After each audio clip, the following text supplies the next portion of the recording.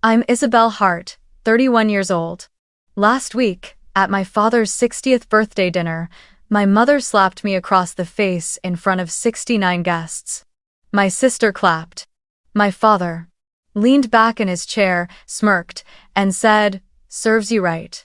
No one stood up for me, not one. But what they didn't know is that I had walked into that room carrying more than just the shame they tried to hand me. I carried the truth.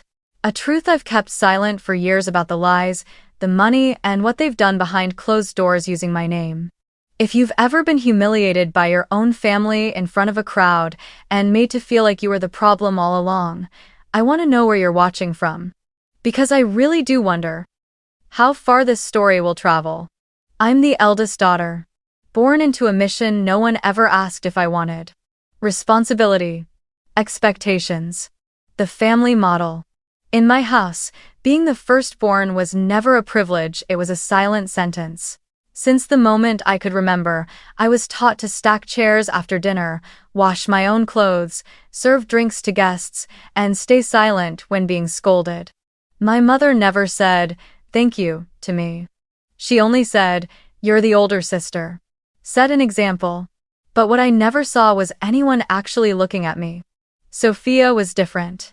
2 years younger than me, fair-skinned, blonde-haired, with dimples. She was called our little angel since she was a toddler. Mom would stroke her hair and say, "You should be proud to have such a beautiful and talented sister." That sentence became the background music of my childhood, repeating again and again. And each time I heard it, it felt like a small, sharp slice across my heart. Sophia started piano at 6, ballet at 8, and Mom drove her to class every single day. And me? I walked to school alone since 6th grade, freezing in the winter, burning in the summer. But Mom never once asked, "Are you tired?" She only reminded me, "Don't let people think I didn't raise you properly." When I was in 10th grade, my school held a statewide speech contest. I spent months preparing, writing the script, recording myself, editing my own voice. The night before the competition, I asked Mom if she could buy me a nice outfit for the stage. She looked me up and down and said, "You act like you're going to win Miss America." In the end, I wore last year's old dress. That night, I won first place. When I came home and handed her the trophy, she glanced at it and said, "Why is Sophia late from class? Aren't you worried? And you're giving me this?" That was the moment I knew no matter what I achieved, I would always be standing in the shadow of my shining little sister. When Sophia applied to college, Mom hired private tutors and took her on campus tours across the state. When I applied, I wrote my own applications, applied for scholarships, and paid all the fees myself. The day I got accepted into an Ivy League school, I handed Mom the letter. She read it and nodded, expressionless. "All right, but don't neglect your sister." That sentence hit my heart like a nail driven straight through. No matter how far I made it, I would always be just the background for my sister's spotlight. Once, I was sick for an entire week, burning with fever, unable to eat or move. At the same time, Sophia had just won a gold medal in a dance competition. The whole family threw a small party to celebrate. Her friends gathered in the living room, and Mom cooked a feast. I lay in bed, hearing the laughter echo from downstairs, my mouth dry, my body aching. Mom only stopped by once, placing a fever pill on my nightstand before leaving. No words, no touch, nothing. I used to believe that if I just tried harder, studied better, behaved better, maybe I'd finally see pride in my mother's eyes. But the harder I tried, the more I realized one truth. In this family, love is not given equally. It's distributed based on usefulness and how much pride you bring to them. Family dinners for others, a place of warmth and reunion, were, to me, endless trials. I was always the default defendant. No evidence needed, no reason necessary. Just my presence alone was enough for the accusations to begin. Little by little, I learned to stay quiet. I learned to love myself through books, side jobs, and the quiet moments I stood in front of the mirror, reminding myself, I'm not invisible. But the pain, it never disappeared. It simply lay dormant, like ashes over a fire. until someone came along and blew the dust away. One Christmas party, everyone gathered around the big dining table, lights sparkling, red wine glimmering in crystal glasses. Sophia held out her hand and flashed her new engagement ring, a diamond the size of a bean, glowing beneath the chandelier. Mom's eyes lit up. Then she turned to me and said, "See that? Now that's a daughter to be proud of, and you. How old are you now? Still no one to introduce?" I smiled, but not out of joy.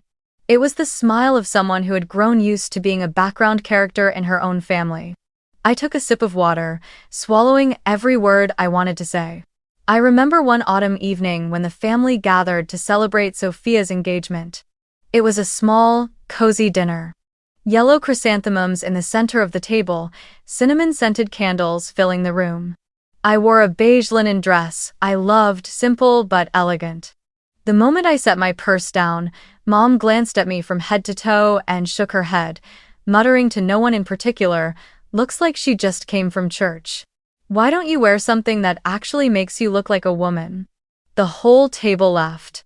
Sophia covered her mouth and whispered loud enough for me to hear, "Guess she still doesn't get what fashion means this year." I pressed my lips together, clenched my hands under the table. The spoon in my grip trembled, but I kept serving soup like nothing happened. One spoonful, then another. Each mocking comment pricked like a needle, not deep enough to bleed, but deep enough to bruise beneath the skin. Once, I called out Sophia for speaking disrespectfully to the housekeeper.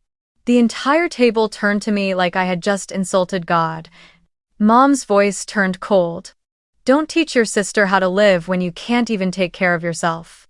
I stood up to leave, but her hand pulled me back. "Walking out? That's easy. Clear the table first." I turned around, bent down, picked up each bowl and plate like an invisible person in the very house I lived in. There were dinners where Sophia talked about spa days, manicures, shopping in New York. I talked about the project I was developing. When Sophia spoke, Mom lit up. "Oh, really? Tell me more." But when I spoke, she gave a polite nod, then changed the subject to how the fish wasn't seasoned enough. I almost walked away so many times.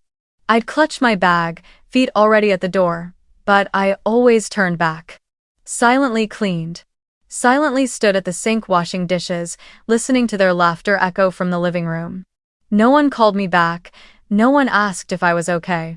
And so, the dinners continued, year after year, like slow-motion reels of a kind of emotional violence that no one ever names.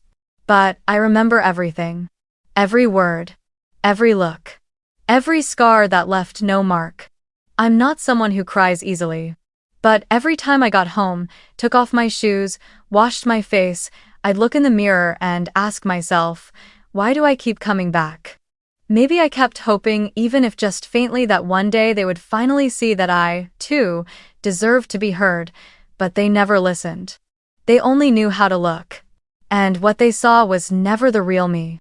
Dad's 60th birthday was held at the grandest hotel in the city, crystal chandeliers shimmering above, snow-white tablecloths, gold-embossed menus, and a guest list full of high-profile names from the world of finance, law, and upper-tier relatives. Everyone arrived in polished attire and with a strange kind of anticipation, as if they hadn't just come to celebrate a birthday, but to marvel at the perfect family my parents had always been so proud to parade.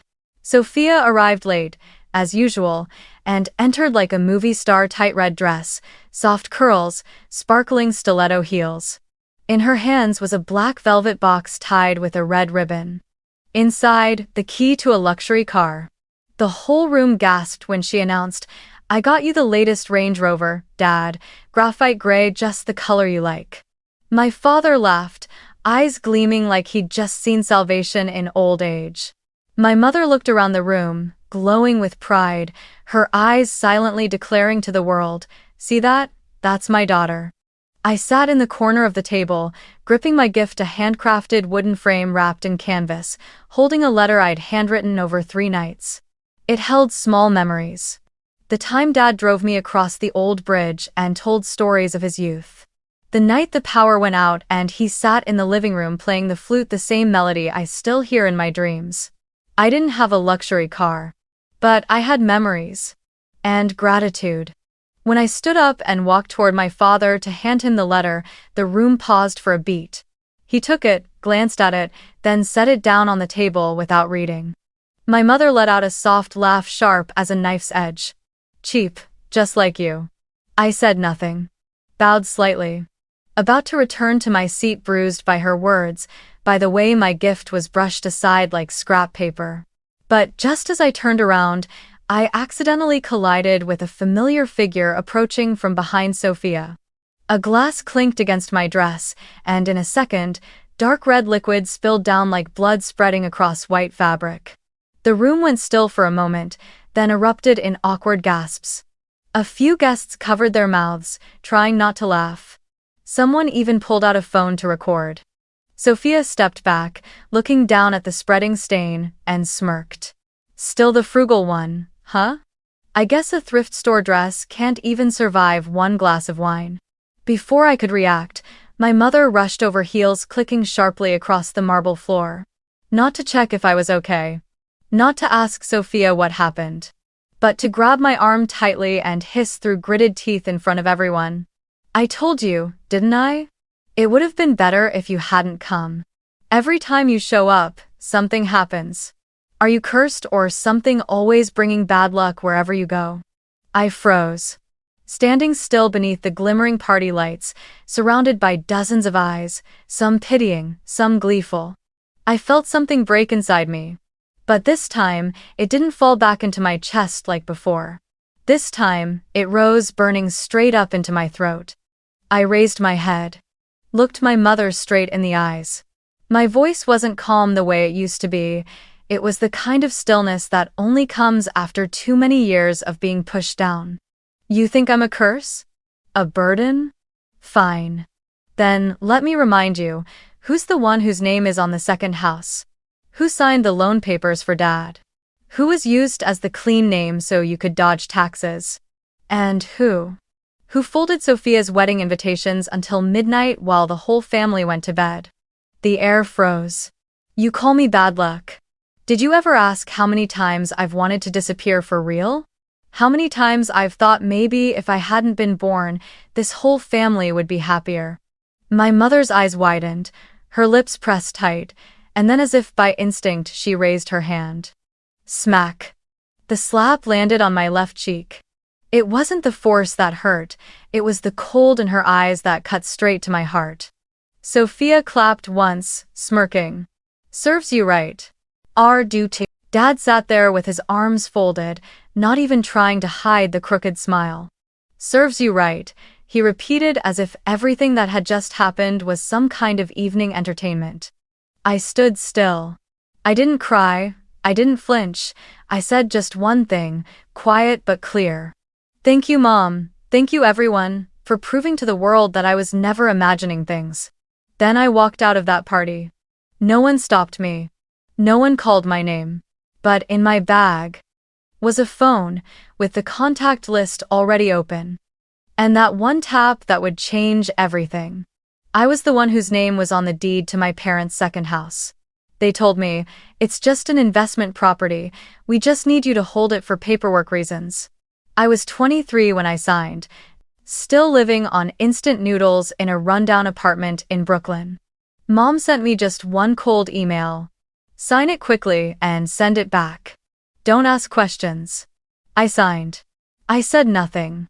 But from that day on, I started saving every piece of evidence. Every time they asked me to sign something for the family, I secretly recorded the conversation with my smartwatch. Every time Sophia bragged about a big win from an investment project, I took screenshots, tracked the transactions, traced the signature on the documents.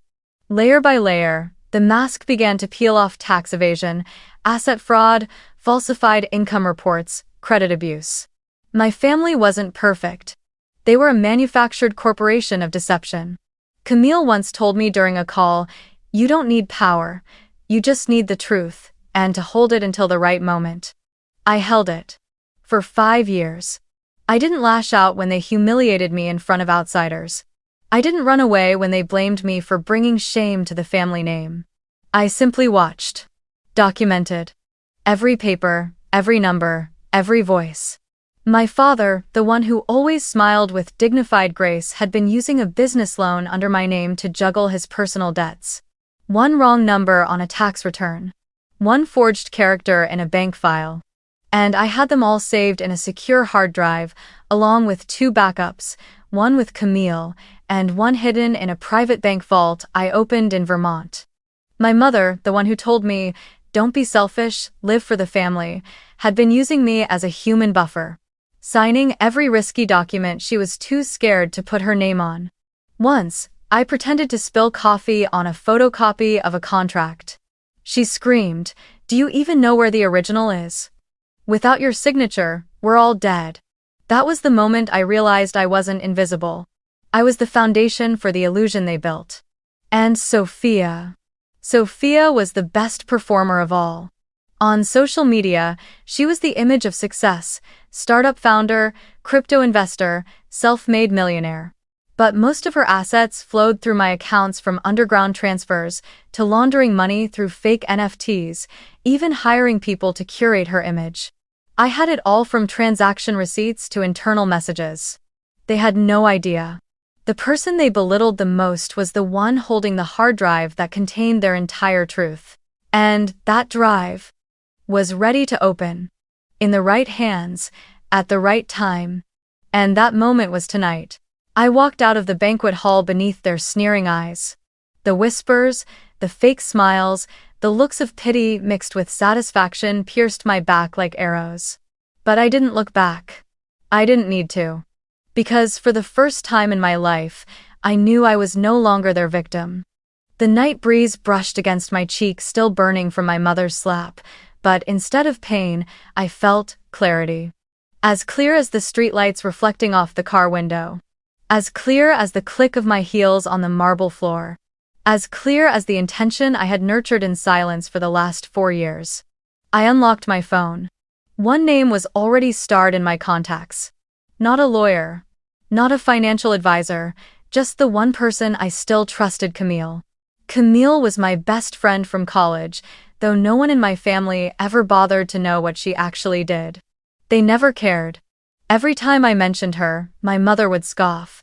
"Can't you hang out with someone with a proper career?" The irony. Camille was a federal investigator specializing in high-level money laundering and credit abuse. I hit call. One ring. Then a low, sharp voice answered, "I'm guessing you're ready." I smiled for the first time since I walked into that party. "Cam, let's begin. I'm sending the file now." Everything is organized by timeline, case code, evidence, addresses. I didn't miss a thing. Oh, the truth is, I had known everything. Every wire transfer under my name made without my consent. Every time Mom told me, "Just sign it quickly," I silently scanned the contract and stored it. Every time Sophia bragged about her rising real estate value while using my name to dodge taxes, I took notes. And every secret meeting between Dad and his bank contact, I recorded them remotely using a tiny device hidden inside my keychain. I didn't speak up. I didn't confront them. They thought I was stupid. That I was submissive. But in reality, I was the only one who had been listening to everything they tried to hide. Camille replied quickly. "Good. I'll need notarized verification. Do you have handwritten signatures?" "Everything's included. Even that recording from last year where my mom said, 'Just use her name, she won't know the difference.'" I heard a light sigh from the other end. "They still don't know you used to work as a legal assistant at the federal attorney's office, do they?" I chuckled. They never cared enough to notice what I did as long as I didn't disrupt their illusion of a perfect family. Camille paused, then spoke slowly, with certainty. "Then, it's time to flip the board." I nodded, as if she could see me through the phone. "Yeah, it's time." As I ended the call, the night sky seemed to still. Not a single star. But I didn't feel lost. I felt calm. As if the entire world was finally breathing in sync with me. No longer choking me, no longer dragging me under. I turned to look back at the building behind me, the party lights still pouring golden beams through the glass. Inside, my mother was smiling among wealthy guests. Sophia was being toasted and praised. And my father sat there, like a satisfied king on his throne. They had no idea. Their perfect world had already begun to crack. From that one phone call. From the very hands of the useless daughter everyone forgot. And this time, I wouldn't be coming back to clean up the mess. 3 days after my father's birthday party, a sleek black SUV belonging to the Federal Investigation Unit pulled up in front of the grand house they once proudly flaunted to the press. At exactly 6:45 a.m., just as my mother was finishing her morning pot of coffee, 2 agents in FBI jackets stepped out and knocked on the door. "I'm Agent Noland. We have a federal warrant to search this residence and seize all assets linked to transnational money laundering." My mother went pale. She barely managed. "There must be some mistake. It's probably Sophia." Before the female agent beside him opened a thick file. Inside, investment accounts registered under my name but accessed through Sophia's IP address, illegally transferred assets, and most damning of all, a voice recording from a smartwatch I was wearing the day my mother forced me to sign a fake contract. Sophia, meanwhile, was at a studio filming a promotional video about her self-made millionaire lifestyle when she was ordered to shut down all accounts and surrender her personal laptop, phone, and all cryptocurrency wallets. She tried to call our mother, but all communications had already been cut off. An hour later, my mother received an emergency federal court summons. She was charged with laundering digital currency through a shell network of dummy corporations, most of which were registered under my name. She sat silently in the back of the police vehicle, for the first time no longer the elegant hostess of weekend tea parties. As for my father, once the esteemed director of a major bank branch, he was now under investigation for a string of falsified loan documents. He had used my name as collateral for illegal loans, forged my signature, and funneled dirty money through layers of disguised accounts. When officers arrived at his former office, his colleagues didn't speak. They just watched. Not a look of surprise among them. Only the silence of people who had always known but never dared to say a word. The news spread like wildfire. The city's front page blared the headline, "Model family exposed in multi-million-dollar laundering and fraud scheme, eldest daughter linked to dozens of illegal assets." Sophia's social media accounts lost hundreds of thousands of followers overnight. Brands that once partnered with her erased every trace of her. On TikTok, expose clips labeled "Rich Kid Exposed" began flooding the feed. People dissected her old videos, her motivational quotes, her diamond ring flexes, then lined them up against the investigation reports. One evening talk show even aired a special feature titled "A Family Collapses After a Slap."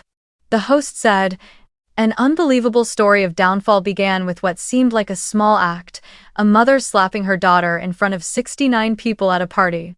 What they didn't know was that the girl held the key to the entire truth. That my mother's acquaintances started quietly unfriending her, blocking her number. Relatives who used to fawn over her now texted, 'Sorry, not a good time to talk.' The house that once symbolized pride was sealed off. Assets frozen, reputation demolished. And what no one could reclaim, the trust that shattered from the inside out. Every single one of them used to think I was weak, passive, the useless daughter no one cared about. But they forgot something. The quiet ones are the ones who watch the closest. And sometimes, silence stretched too long is just time spent waiting for the right moment. The moment their entire world fell apart because they slapped the wrong person. 1 week after everything exploded like a time-triggered detonation, Sophia came to see me. No cameras. No flawless makeup. No confident eyes that once convinced the world she was born to lead. Just a trembling girl at my door, eyes swollen red, heels worn down. I didn't greet her. I simply pushed the door open. Sophia stepped in like she had crossed into an unfamiliar world, one where the noise of the past had been peeled away from the skin. The apartment I rented sat tucked away in a quiet neighborhood, known by no one, untouched by any trace of my family. On the wooden table were 2 cups of tea already steeped, as if I knew she would come, and, truth is, I always did. She sat down, hands shaking as she held the teacup, silent for a long time. Then she looked up, her voice rough and broken. I used to think you were just a shadow. Someone without a voice. Someone I didn't even have to look at to know you'd always be behind me. But maybe I was wrong. Maybe you're the reason this family didn't collapse a long time ago. I looked at her carefully, not to judge, not to reopen old wounds, but for the first time, to see her not as someone standing on a stage built by our mother. For the first time, she sat at the same level as me, a person, unguarded. I'm sorry, Sophia said, her voice cracking like shattered glass. I didn't know what I'd done until everything was taken away. I didn't offer forgiveness. Forgiveness was never what I sought, and I didn't need her to beg. I simply pushed the tea cakes toward her, poured more hot water, and let the silence speak for us both. A silence that wasn't bitter or cold but whole. Like a quiet declaration, I survived. And I no longer let the past define me. We sat like that. Neither of us said anything more. Maybe because there was no need. Maybe because, eventually, even the deepest wounds lose their urgency so long as they no longer bleed. That evening, after Sophia left, my phone buzzed. A message from my mother. Can you come back? Your father is sick. I don't know what to do. No apology. No admission of guilt. Just the same strategy she'd always used, invoking a reason to pull me back into the role I once knew too well. The role of the obedient daughter. But I wasn't there anymore. I stared at the message for a long time. No anger, no hurt, no expectation. Then I tapped delete. I stood up and drew the curtains. Outside, a light rain was falling. The drops tapped against the window pane like a heartbeat, slow, steady. I took a long breath, letting the cool air fill every corner of my lungs. I didn't respond. Not because I was weak, but because I no longer lived within their echo chamber. I didn't need to say anything. Because my silence was the period that ended everything. A year later, I live in Vermont. The house rests quietly among gentle hills, where morning mist clings to the base of the mountains and sunlight brushes lightly through the crimson maple leaves. It's the very same house my parents once told me to put under my name for investment convenience. Now, it's mine legally, permanently. No one can take it back, no more commands, no more. You're just holding it for us. Each morning, I wake up early.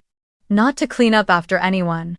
Not to the sound of shouting from downstairs. But simply because I like watching the light stretch across the wooden window frame.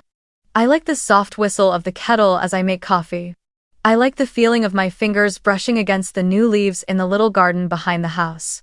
I've planted chrysanthemums, mint, and a whole row of pale lavender. The kind of flower I used to think didn't suit me, just because my mother once said, "That flower's too delicate, just like you." I sit at my wooden desk and write the first lines of my book. Healing from a Toxic Family, a story from someone who no longer needs to be forgiven. Asterisk. I don't write to seek pity. I don't write to accuse. I write to remind myself that my silence that day wasn't surrender. It was the beginning. The beginning of a life without them, without dependence, without wounds that get to define me. There are pains that don't disappear. They don't dissolve like steam or get erased by time. But I've learned to live without letting them steer me. I've learned to breathe, to walk, to love myself, cracks and all. They're still out there somewhere. Maybe drowning in the consequences of their own choices. Maybe spinning stories, assigning blame, trying to scrub the truth clean. But I don't care anymore. I no longer live in their reach. I live here where birdsong replaces the sound of criticism. Where peace takes the place of verbal war. Where no one tells me what you should do to make mom happy, and instead, there's only me asking myself, what will I do today to feel at peace? And if you've ever been called useless, ever been humiliated in front of the whole family, ever been compared, ever had to swallow your tears at the dinner table, I want you to know, you're not alone. If you've ever been shamed by your own relatives in front of everyone, would you stay silent like I did, or what would you say? If you see yourself in this story, drop a 1-inch the comments below. You don't even have to say anything. I'll understand. Because sometimes the ones who stayed silent are the strongest of all. Like, share and subscribe if you believe that silence can also be a way to reclaim justice. And if you're healing, I hope you know, you deserve a life that doesn't need anyone's approval.